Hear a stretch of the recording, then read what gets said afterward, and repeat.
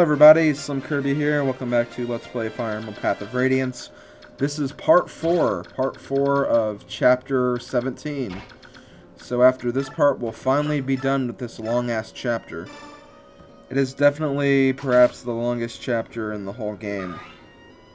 Just considering that it's 4 different battles, I guess that's kind of obvious, but it's still a very annoying chapter, and I'm glad to finally be done with it.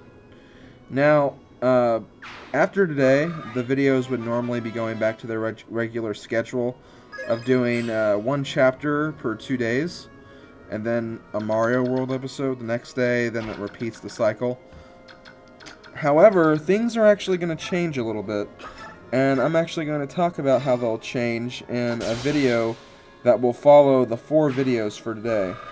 Yes, 4 videos. I know I said there would only be 3, but the clips didn't line up well when I got them shrunk down to 11-minute intervals, so I did kind of have to stretch these out a little more, and then I ended up getting 4 videos for today. I know it's a lot of videos for those of you who don't really want to watch that many videos in one day, but this is the best I could do, so I'm sorry about that.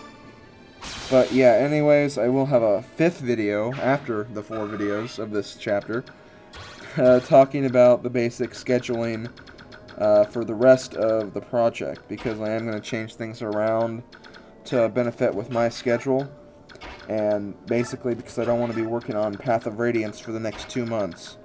It took me 2 months just to get to chapter 17, and seeing how there's about, I don't know, 28, 29 chapters, and since they're all going to be longer than some of the early chapters, I really don't know how long this game is really going to take me. So, yeah, I kind of have to make a decision about how I want to advance with this project. And then I also have to worry about Mario Party eventually, too. So, I have a lot to think about, and I have a lot of work to do. But I'll get more into that in the next video. I guess I spent like the last 2.5 videos talking about this, but hey, it was related, so hey, at least I got filled up some time. But I'll talk about the whole thing in the 5th video for today. Can't believe I'm uploading 5 videos. It's like it's a Mario Party day, except there's no Mario Party and it's Fire Emblem related.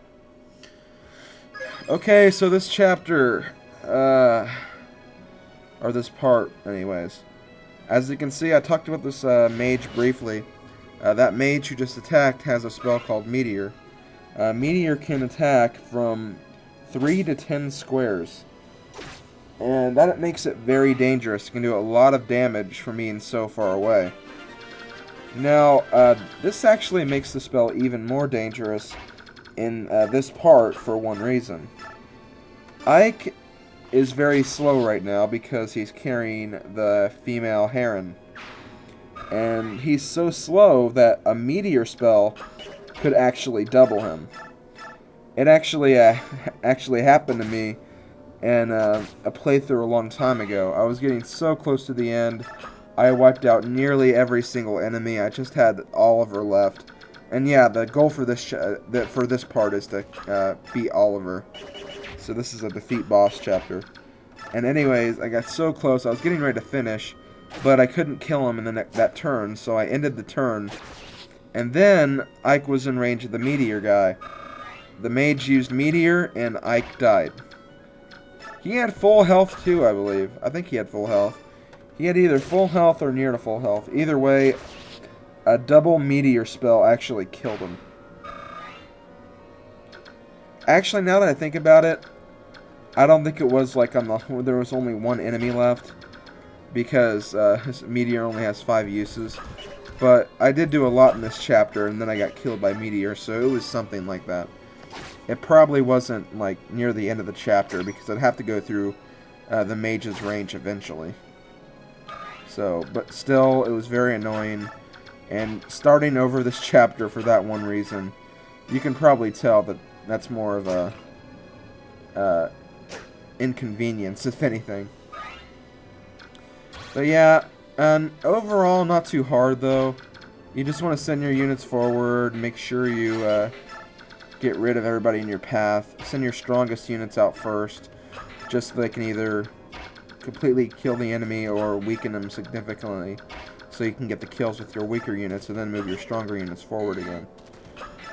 A pretty simple concept.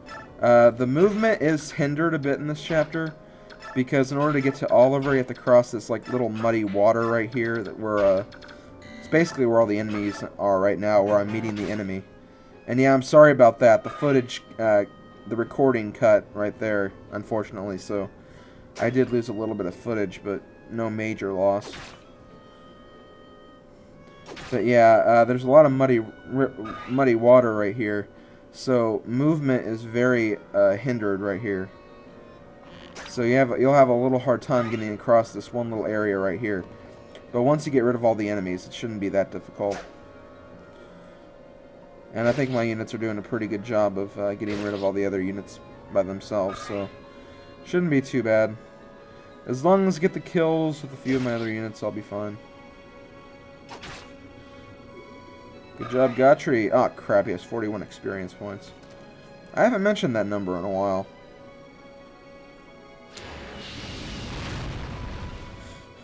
So yeah, once again, I had another sleepless night the other night. It was on Tuesday, I think. Yeah, it was Tuesday night, early Wednesday morning. Once again, my roommate was being an idiot again. I'm kind of actually more concerned than angry with him, though.